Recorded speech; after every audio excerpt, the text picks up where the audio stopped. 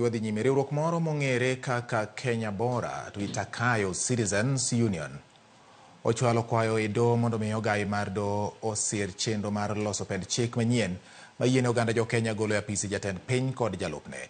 Giwacho ni od bura ni kod teko no ok nyal golo jotelo ariyogo e apisi kaluwore gi kwan mamalo mag jood bura masiro sirikal, kata obedo ni jotelogo oserem luwo chike pacho ka nyadi 31 ataro mar kaka ne gikuong'ore kane gikawo telo ni gibiro rito chike. Lydia Okeyo nigi ler mar wach.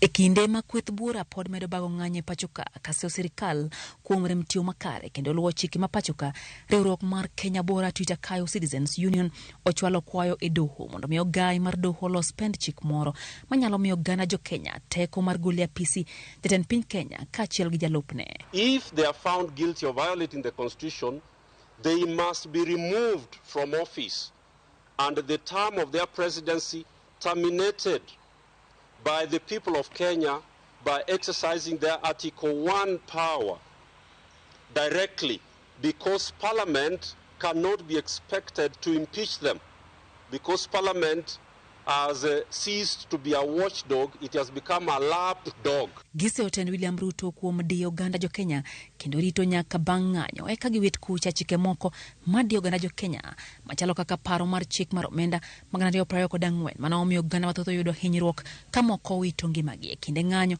mar kwedo paro makamano. We also thank our doctors and medics, our journalists, lawyers, our volunteers, and all who supported the peaceful demos. We, as KBT, mourn our fellow citizens who were killed by government agents for exercising their Article 37 rights. Giwacho ni nyaka ne gikaw telo, jatend piny Kenya William Ruto gi jalupne oserem luwo chike nyadi 31 kendo rocho chike 14 mapachoka ka oganda jo Kenya inego yo magalagala ataro mar chike maturka. President Ruto and Deputy President Gachagua have jointly and individually violated and failed to uphold the constitution and laws of Kenya in more than 31 instances. The violations are across all the first 14 chapters of our constitution. Gidwaro mondo mi doho los aput mar jong'ad bura bich motegno mabiro winjo kwayo margi mar chugo chik ma jopiny nyalo tiyogo mar golo jotelogo e apisi.